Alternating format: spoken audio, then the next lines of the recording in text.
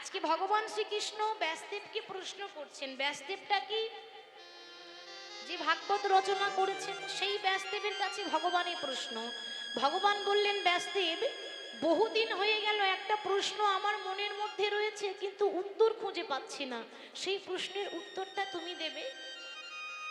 বাবা, ব্যাসদেব এত বড় পণ্ডিত, এত বড় জ্ঞানী, অথচ মাথা নত করে বলছে, দয়াময়, আমি কি করে তোমার প্রশ্নের উত্তর দেব বলো? আমি একটা নরকের কীট, যে ভজন জানি না, সাধন জানি না, আমার মধ্যে কোনো ভক্তি নেই, আমার মধ্যে কোনো বিবেক নেই, আমার মধ্যে কোনো জ্ঞান নেই, আমি কি করে তোমার প্রশ্নের উত্তর দেব দয়াময়?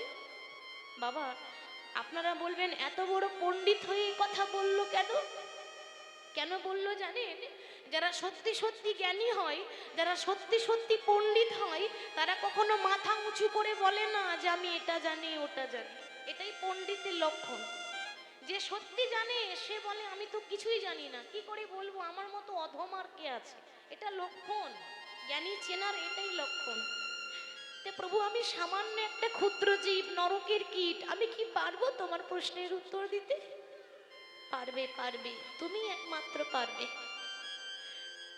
আমার একটা প্রশ্নের উত্তর দিয়ে দাও ব্যাসদেব।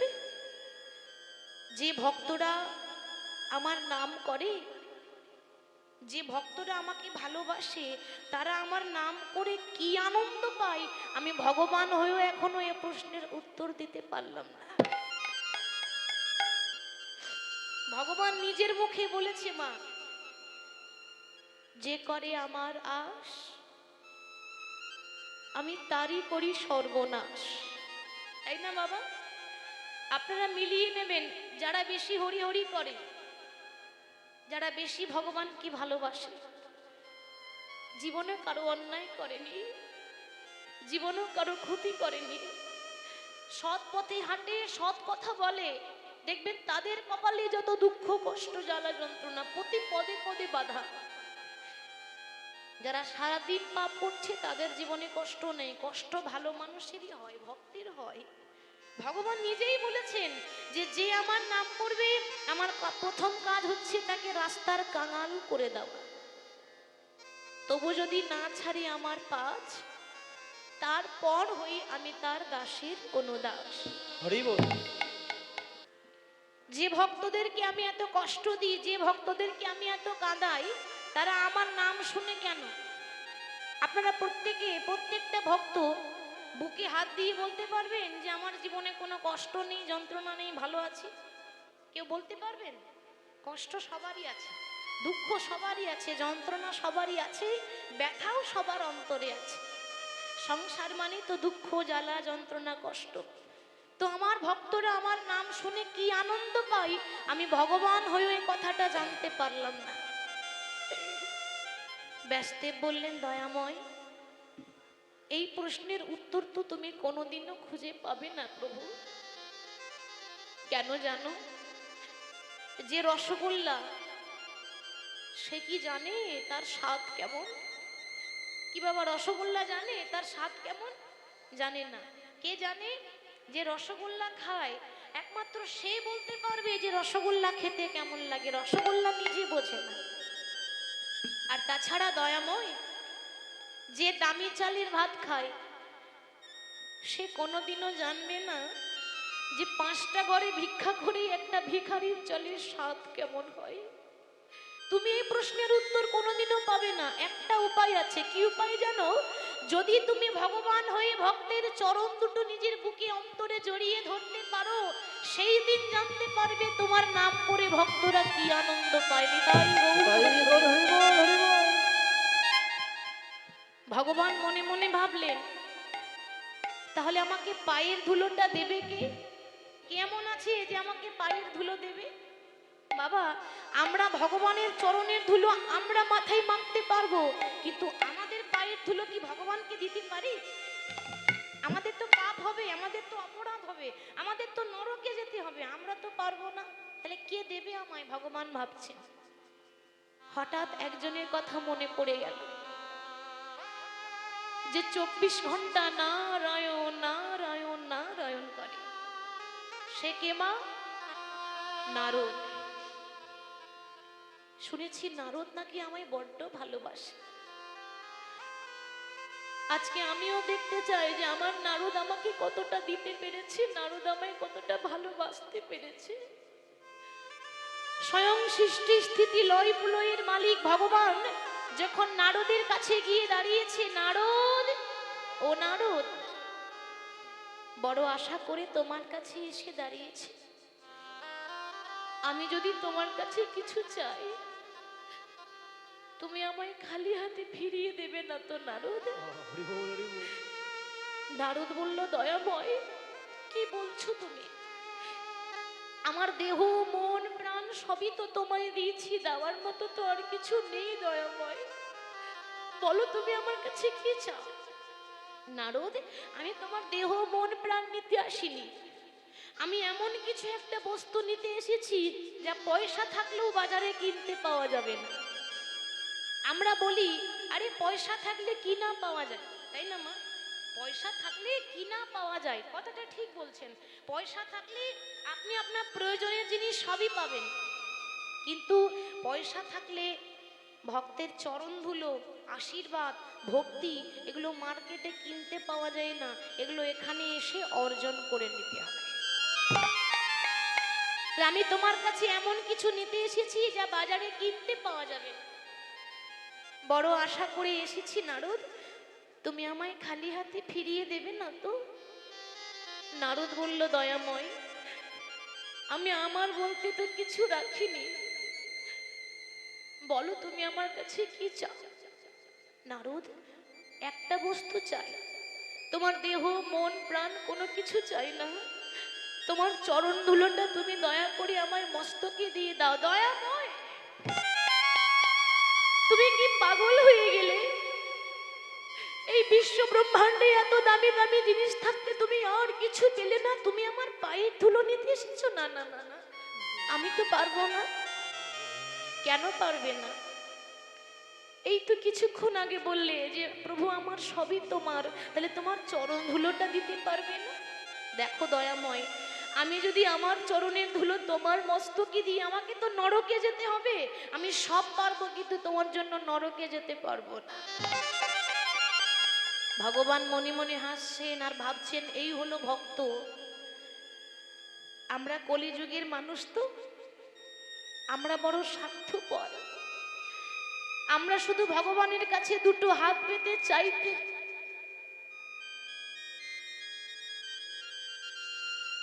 জনিতাই, আমরা শুধু ভগবানের কাছে দুটো হাত পেতে চাইতে জানি বাবা, কিন্তু বিনিময়ে কিছু দিতে জানি না। সংসারী মানুষ তো, যখনই মন্দিরে গিয়ে দাঁড়াই তখনই ভগবানের কাছে দুটো হাত পেতে দাঁড়িয়ে বলি, প্রভু আমার একটা ছেলে আছে, বড় কষ্ট করে লেখাপড়া শিখিয়েছি, ছেলেটা যেন একটা চাকরি হয়ে যায়, তাই না? সংসারী মানুষ, সংসারের জন্যই চাওয়া পাওয়া আমাদের। অনেকে বলছে, প্রভু আমার একটা মেয়ে আছে, ভালো পাত্র দেখে যেন বিয়ে হয়ে যায়। আমরা বলছি, প্রভু তুমি আমাদেরকে সবাইকে ভালো রেখো, কিন্তু একবারও ভগবানকে প্রশ্ন করি না, দয়াময় তুমি যে আমাদেরকে ভালো রেখেছো, তো আমাদেরকে ভালো রেখে তুমি কেমন আছো? প্রশ্ন করি? করি না। কেন? নিতে জানি, দিতে জানি না। নারদ, সারা জীবন শুধু আমার কাছে চেয়ে গেলে, আমি তোমার কাছে একটা বস্তু চাইলাম, তুমি আমায় দিতে পারলে না। এ জগতে কে আছে যে আমাকে পায়ের ধুলো দেবে? হঠাৎ একজনের কথা মনে পড়ে গেল, সে হলো মহাভারতের পঞ্চ পাণ্ডবের স্ত্রী, যার নাম হলো দ্রৌপদী। দ্রৌপদী, যার 5টা স্বামী, যাকে বলা হয় পাঞ্চালী। ভগবান ভাবছেন, দ্রৌপদী তো আমায় বড্ড ভালোবাসে, আমি আমার দ্রৌপদীর কাছে গিয়ে যাই, দ্রৌপদী আমাকে দিলেও দিতে পারে। কখন আসছে মা? না গভীর রাত্রিবেলায়, তখন দেখছে দ্রৌপদী শয়ন মন্দিরে শয়নে আছে, অর্থাৎ ঘুমিয়ে আছে। ভগবান মনে মনে ভাবলেন, আমার ভক্ত দ্রৌপদী তো শয়নে আছে, আমি যদি পায়ের ধুলো চাই দ্রৌপদী আমাকে নাও দিতে পারে। নারদ যেমন আমায় দিল না, হয়তো দ্রৌপদীও আমায় দেবে না। আমি বরং একটা কাজ করি, আমি দ্রৌপদীকে কিছু না বলে দ্রৌপদীর চরণ দুটো জড়িয়ে ধরি। দ্রৌপদী ঘুমিয়ে আছে, আর সৃষ্টি স্থিতি লয় প্রলয়ের মালিক বিশ্ব ব্রহ্মাণ্ডের মাতা পিতা ভগবান শ্রীকৃষ্ণ আজকে দ্রৌপদীর চরণ দুটো নিজের বক্ষ মাঝে জড়িয়ে ধরেছে। মনে মনে ভাবছে, এ জগতের ভক্তরা আমার চরণ প্রতিদিন জড়িয়ে ধরে, কিন্তু আমি আমার ভক্তের চরণ কোনোদিন জড়িয়ে ধরতে পারি না। আজকে যখন সুযোগ পেয়েছি, না না, এ সুযোগ তো আমি ছাড়বো না, এত সুন্দর সুযোগ আমি কোনোদিনও পাবো না। দ্রৌপদী ঘুমিয়ে আছে, আর দ্রৌপদীর চরণ ধুলো অঙ্গে মাখছে বাবা। ভক্তের চরণ ধুলা কৃষ্ণ অঙ্গে অঙ্গে মাখে,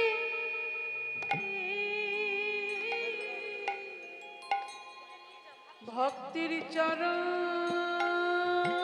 নিতাই গৌর হরি বল হরি।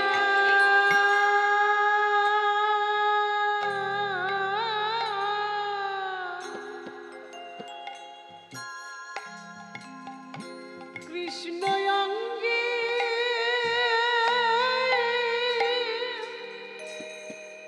অঙ্গে মাখে,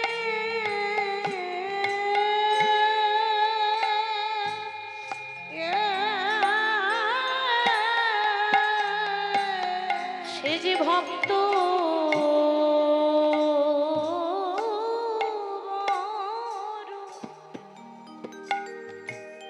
ভক্ত বড় ভালোবাসে,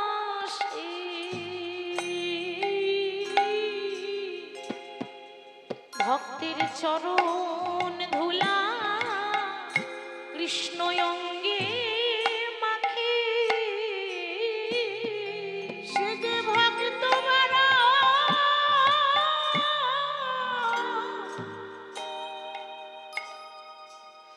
সে তো ভক্ত বড় ভালো ভালোবাসে,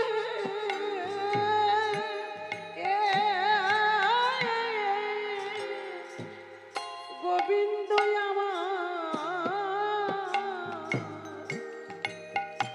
ভক্তির চরণ ধুলা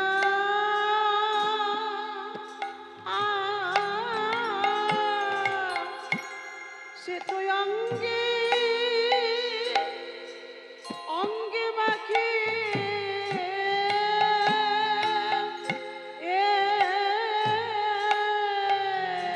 সে যে ভক্ত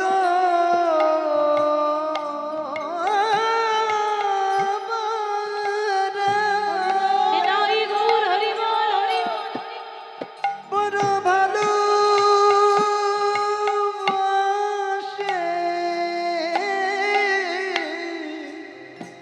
সে যে ভক্তের চরণে ধুলা অঙ্গি মাখে। দ্রৌপদী যখন ঘুমিয়ে আছে, ভগবান দ্রৌপদীর চরণ দুটো বুকে জড়িয়ে দ্রৌপদীর পায়ের ধুলা অঙ্গে মাখছে। ভগবান যখন দ্রৌপদীর চরণ ধুলো অঙ্গে মাখছে বাবা, হঠাৎ কিন্তু দ্রৌপদীর ঘুম ভেঙে গেল। আর যেই না ঘুম ভেঙে গেছে, অমনি চিৎকার করে বলে উঠলেন, কি রাতের অন্ধকারে আমার পায়ের কাছে বসে আছো, কে তুমি? ভগবান বললেন, দ্রৌপদী তুমি আমায় চিনতে পারছো না? স্বয়ং বিশ্ব ব্রহ্মাণ্ডের মালিক এসেছে তোমার কাছে। ও, যার চরণ তলে বিশ্ব ব্রহ্মাণ্ডের মানুষ পড়ে থাকে, আজকে সেই মানুষটা আমার পায়ের তলায় কেন দয়াময়? কোনো প্রয়োজন থাকলে তুমি আমায় বলতে পারতে, আমি তোমার কাছে চলে যেতাম, তুমি কেন কষ্ট করে এলে? দ্রৌপদী, আসলে আজকে প্রয়োজনটা তো তোমার নয়, আজকে প্রয়োজনটা আমার পড়েছে, তাই আমি ছুটে এসেছি। দ্রৌপদী বলে উঠল, কৃষ্ণ আমার চরণ ধুলো যদি মাখবে তাহলে লুকিয়ে লুকিয়ে কেন? একবার তো বলতে পারতে দয়াময়, একবার যদি তুমি বলতে আমি 100 বার তোমাকে পায়ের ধুলো দিয়ে দিতাম, তুমি লুকিয়ে মাখছো কেন? দ্রৌপদী, আমি ভাবলাম তুমি যদি না দাও, তাই আমি তোমায় না বলে লুকিয়ে লুকিয়ে মাগছিলাম। দ্রৌপদী বলল, কৃষ্ণ তুমি বোধহয় ভুলে গেছো, মনে করে দেখো, যেদিন দ্রৌপদীর বস্ত্রহরণ হয়েছিল, দুর্যোধনের সবাই যখন দুঃশাসন দ্রৌপদীর বস্ত্র ধরে টানছে, 5টা স্বামী দাঁড়িয়ে দাঁড়িয়ে দেখলো, প্রতিবাদ করতে পারলো না।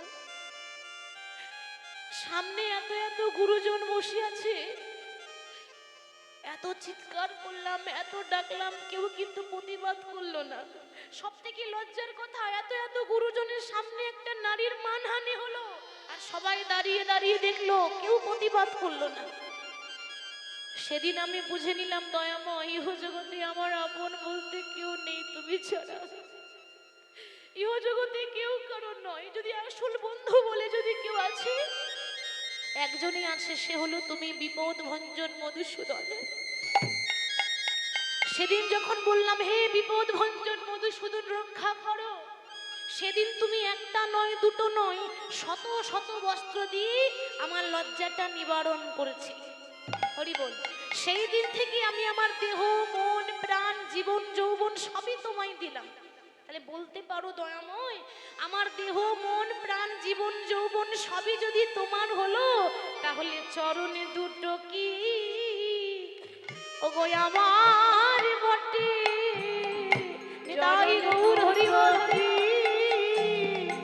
আমার বটে ওগো চরণ দুটো কি আমার বটে, আমার দেহ মন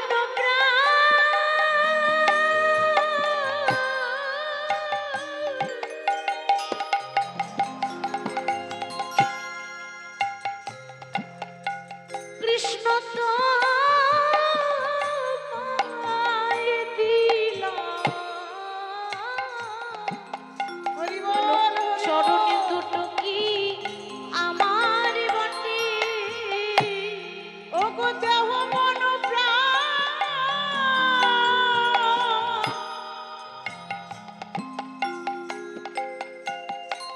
কৃষ্ণ তোমায়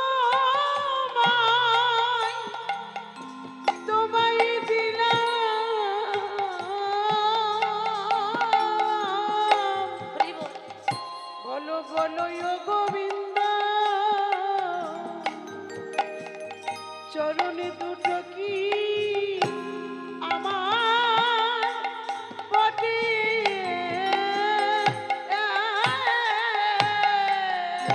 দ্রৌপদী বলে উঠল, দয়াময়, আমার দেহ, মন, প্রাণ, জীবন, যৌবন সবই তোমায় দিলাম, তাহলে সবই যদি তোমার হলো, তাহলে চরণ দুটো কি আমার বটে। দেখেছেন কত ভক্তি, চরণ দুটোও তো তোমার, আমার দেহ, মন, প্রাণ সবই তোমার, আমার পা দুটোও তোমার, তা তুমি তোমার চরণে ধুলো মাখবে, তাতে আমার ক্ষতিটা কি বলতে পারো? ভগবান বললেন, দ্রৌপদী তোমার ভয় করছে না? ভয় কিসের ভয়? লজ্জা, ঘৃণা, ভয় 3 থাকতে নয়। যারা ভক্ত হয় তাদের কখনো ভয় করে না। হরি বল। ভগবান সেদিন বুঝে নিলেন যে এই হলো ভক্ত। যারা ভক্ত হয় তারা নিজের চিন্তা করে না, তারা ভগবানের চিন্তা আগে করে। কারণ শাস্ত্রে বলল যে আত্ম ইন্দ্র প্রীতি ইচ্ছা তারে বলে কাম, কৃষ্ণ ইন্দ্র প্রীতি ইচ্ছা ধরে প্রেম না। হরি বল।